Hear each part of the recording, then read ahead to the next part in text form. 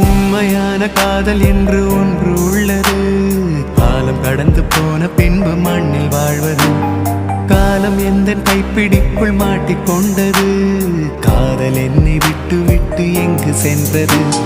கடவுள் வந்து பூமி மீது வாழும் போதிலும் காதல் தோல்வியாகும் போது சாக தோன்றிடும். காதல் இன்றி பூமி மீது வாழ நேர்ந்திடும்.